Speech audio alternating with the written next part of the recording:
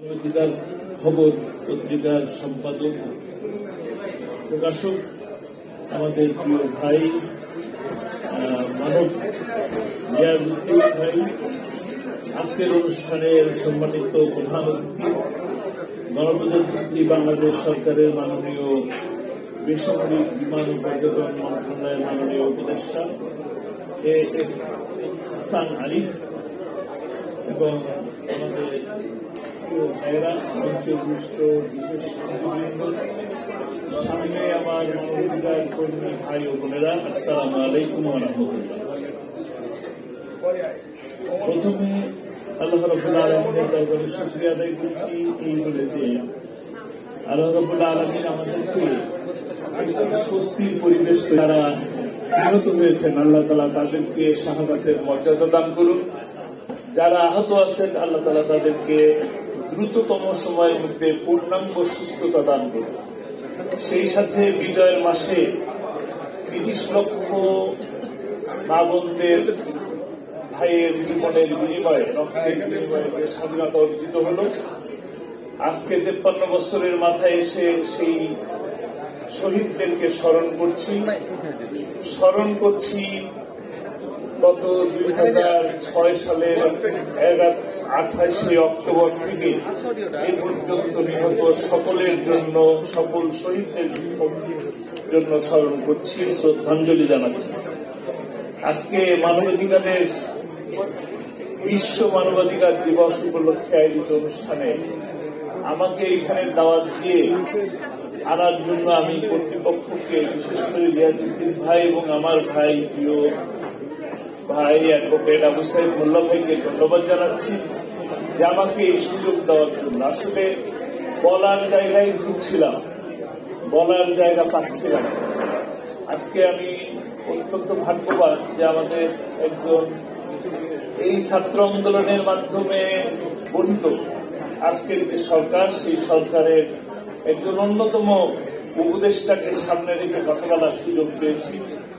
আপনারা সকলেই চিনেন, সকলে জানেন, গোটা বাংলাদেশ ব্যাপী যে মুফাসসিরে কোরআন আল্লামা সাঈদী, যাকে মানুষ কোরআনের পাখি হিসাবে চিনেন, তার মানবাধিকার কোথায় কতখানি ক্ষুণ্ণ হয়েছে এই বিষয়ে আমি সামান্য একটু আলোকপাত করব।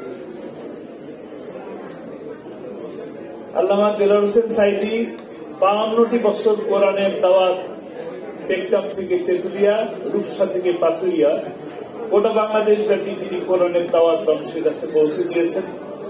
কোরআনের দাওয়াত পৌঁছে দেওয়ার কারণে তার কাছে, তার কণ্ঠে সুললিত তেলাওয়াতের কারণে এবং সাবলীল বাংলায় তাফসিরের কারণে তার হাতে হাজারেরও বেশি অমুসলিম ইসলাম ধর্ম গ্রহণ করেছে।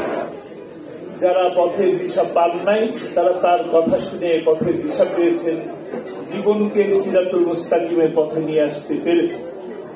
আজকে অত্যন্ত দুঃখজনক ভাবে বলতে হয়, এই মানুষটি মানবাধিকারের জন্য, মানবের উন্নয়নের জন্য, মানবাধিকারের জন্য ৫২টি বছর বাংলাদেশ ব্যাপী কোরআনের কথা বলে বেড়ালেন।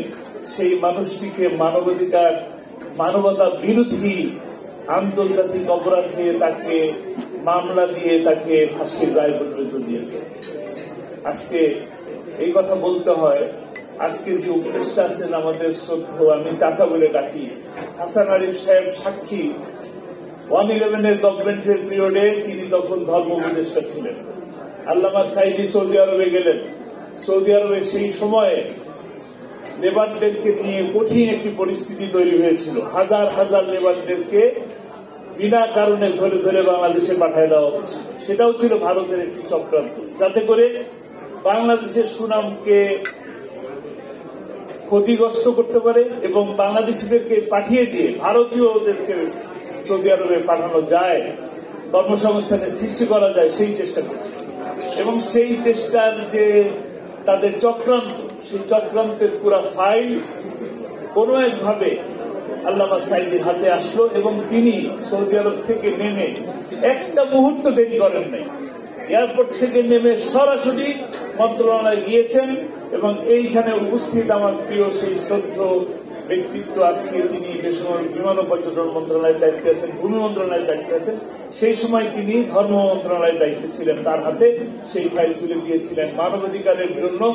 আমাদের ভাই যারা সৌদি আরবে কাজ করে, তারা মাথার ঘাম পায়ে ফেলে যে রেমিটেন্স পাঠায়, সেই রেমিটেন্স যোদ্ধাদের আজকে এই দুর্নীতি, এই দুরবস্থা, তাদের এই দুরবস্থা থেকে কিভাবে উত্তীর্ণ করা যায় সেই পুরো প্রজেক্ট, সেই ফাইল তার হাতে দিয়েছিলেন।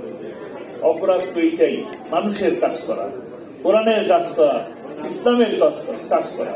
অথচ যে ব্যক্তিটি কোরআনের দাওয়াত দিলেন, তাকে ট্রাইব্যুনালে নিয়ে ধর্ষক, লুটেরা, তারপরে অগ্নিসংযোগকারী, এই সমস্ত মিথ্যা, পৃথিবীর নিকৃষ্টতম মিথ্যা মামলা দিয়ে তাকে এইভাবে হেনস্থা করা হবে। মানবাধিকার কোথায় ছিল? তার মামলার ক্ষেত্রে গভর্নমেন্ট সাক্ষী দিল 43 জন, আমাদেরকে ধরে দেওয়া হলো 13 জন। মানবাধিকার কোথায় ছিল? একজন সাক্ষী আমাদের পক্ষে সাক্ষী দিতে আসতেছেন, তাকে কোর্টের প্রাঙ্গণ থেকে তাকে অপহরণ করে নিয়ে ভারতে নিয়ে যায়, ফেলে দেয় আসা হচ্ছে। এইখানে মানবাধিকার কোথায় আছে?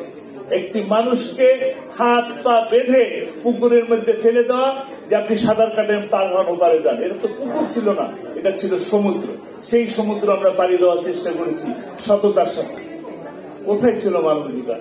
যেখানে বিচারপতি নিজামুল হক নাসির ফোনের মাধ্যমে, স্কাইপের মাধ্যমে কথা বলতেন বেলজিয়ামে, সেখান থেকে প্রেসক্রিপশন আসতো কিভাবে পরবর্তী কথা বলতে হবে, কি লিখে দেওয়া হবে। আইনজীবীদেরকে বলতেন, আমি যখন বলবো বসেন, আপনারা দাঁড়িয়ে যাবেন, আর আপনারা যখন বলবো যে দাঁড়ান, তখন আপনি বসে যাবেন, যেন বোঝা যায় যে আপনার সাথে আমাদের কোনো সংযোগ নাই। এরকম কথা তো আমরা সব পেয়েছি। সেই ব্যক্তিটিকে ফাঁসির রায় দেওয়া হয়েছিল। ফাঁসির রায় দিয়ে তারা, যেহেতু বাংলাদেশের মানুষ তাকে কোরআনের পাখি হিসাবে ভালোবাসে, কোরআনের দাওয়াত দেওয়ার কারণে তাকে যে ভালোবাসে, সেই ভালোবাসার কারণে প্রতিবাদ হয়েছে, প্রতিরোধ হয়েছে।